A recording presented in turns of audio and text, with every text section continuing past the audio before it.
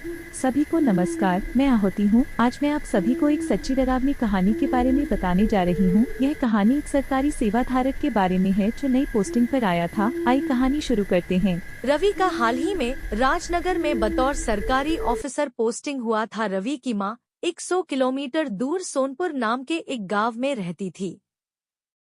रवि के पिताजी बचपन में ही चल बसे थे। रवि के परिवार में उसकी मां, चाचा चाची और चाची की बेटी थी जो कि कॉलेज में पढ़ती थी।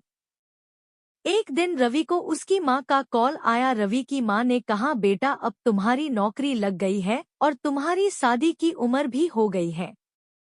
मैं भी बूढ़ी हो गई हूँ, कब मर जाऊंगी पता नहीं। मैं चाहती हूँ तुम शादी कर लो। रवि ने कहा, माँ इतनी जल्दी क्या है, वैसे भी शादी के लिए अच्छी लड़की इतनी जल्दी कैसे मिलेगी। फिर माँ थोड़ी मुस्कुराई और कहा, बेटा मैंने तेरे लिए लड़की देख रखी है, बस तेरी हाँ होनी बाकी है। फिर रवि ने कहा, लड़की कौन है। माँ ने कहा, हमारी पड़ोसी राम कुमार जी की भांजी है, अभी अभी बीए पास करके आई है।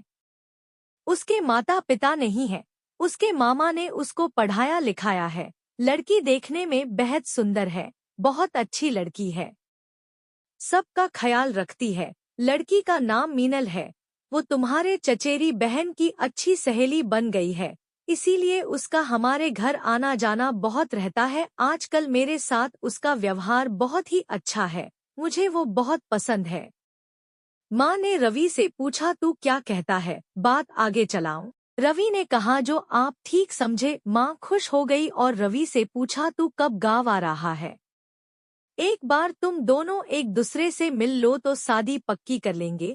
रवि ने कहा, कल परसों मेरी छुट्टी है, मैं आज रात गांव के लिए निकलूंगा, 3-4 घंटे में पहुंच जाऊंगा।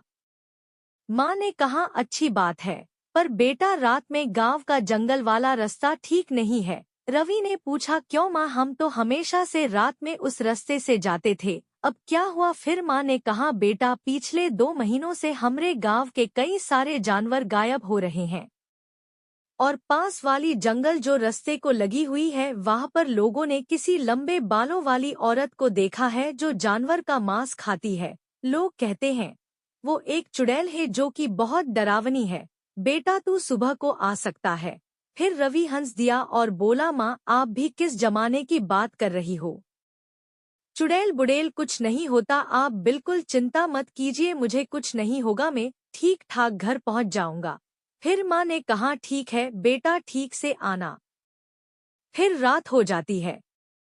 रवि ऑफिस के बाद गांव के लिए अपनी कार में निकलता है। गांव के पास पहुंचते पहुंचते रात के 12 बज गए थे। जब रवि जंगल के रास्ते से जा रहा था, उसे अचानक से कुछ दूर एक पेड़ के पास एक औरत बैठी हुई दिखी।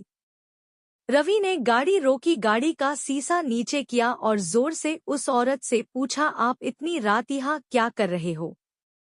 वो औरत घूम के रवि के तरफ देखी। रवि उसे देख के डर गया क्योंकि उस औरत के आंखें बिल्ली की तरह चमक रही थी, उसके मुंह पर खून लगा था और वो एक जानवर खा रही थी। रवि भाग के गाड़ी में बैठ गया और गाड़ी को जोर से चलाते हुए गांव के अंदर चला गया। रवि घर पहुंच गया। उसने उसकी माँ को कुछ नहीं बोला रास्ते के बारे में। उसकी माँ उसे देख के खुश हो गई और बोली, मैंने मीनल की मामा से बात कर ली है, वो बहुत खुश हुए, कल वो लोग तुमसे मिलने आएंगे। तुम अभी खाना खा के सो जाओ। रवि ने कहा, मुझे भूख नहीं है, मैं सोने जा रहा हूँ, आप भी सो जाओ। रवि को रात भर नींद नहीं आई, उसे उस औरत का चेहरा बार बार याद आ रहा था। दूसरे दिन रवि के पड़ोसी और उनका परिवार घर आए। रवि की माँ ने रवि को बुलाया, सब रवि से मिले। रवि सबको पसंद आया। फिर रवि ने पूछा, माँ मीनल कहाँ है। माँ ने कहा, वो तुम्हारी बहन के साथ है, जा मिल ले। रवि अपनी बहन के कमरे में गया और उसने देखा मीनल बैठी हुई थी।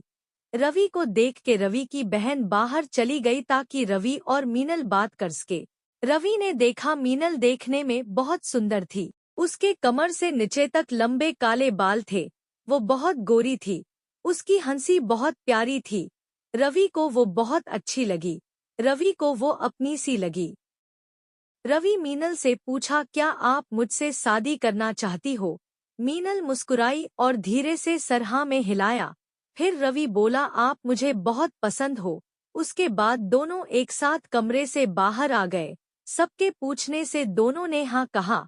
फिर रवि की माँ ने रवि को 7 दिन की छुट्टी लेने को कहा और 7 दिन के अंदर रवि की शादी हो गई। शादी के दूसरे दिन रवि को ऑफिस ज्वाइन करना था, इसलिए शादी के तुरंत बाद रवि और मीनल राजनगर वापस आ गए। रवि बहुत खुश था, मीनल भी बहुत खुश थी। रवि ऑफिस जाता था।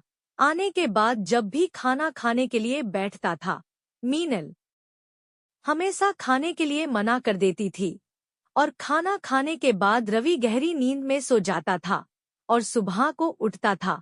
ऐसे ही कुछ दिन चलते रहे। रवि को मीनल पर शक होने लगा क्योंकि वो बिल्कुल ही खाना नहीं खाती थी और रात को रवि गहरी नींद में सो जाता था। उसे होश ही नहीं रहता था। एक दिन रवि ने जानबूझ के मीनल को कुछ और काम में उलझा दिया और मीनल को कहा उसने खाना खा लिया है, वो सोने जा रहा है। फिर वो जानबूझ के सोने की एक्टिंग करने लगा। ठीक रात के 12 बजे रवि ने देखा मीनल बिस्तर पे नहीं है।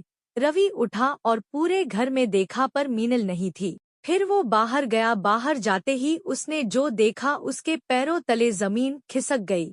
उसने देखा मीनल खुले बालों के साथ एक पेड़ के नीचे बैठी हुई थी और पड़ोसी के कुत्ते को खा रही थी। उसके चेहरे पे खून लगा हुआ था। रवि को याद आया उस रात की बात जब वो गांव जा रहा था।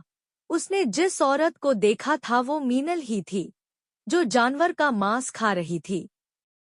रवि अंदर चला गया और बिस्तर पर लेट गया। उसका शरीर डर के मारे कांप रहा था। जब सुबह होती है, रवि मीनल के छूने से डर गया। मीनल हंसती हुई पूछी, क्या हुआ? रवि कुछ बोल नहीं पाया और ऑफिस के लिए चला गया। रवि ने खाना भी नहीं खाया। रवि जब घर वापस आया उसने देखा मीनल घर पर नहीं थी।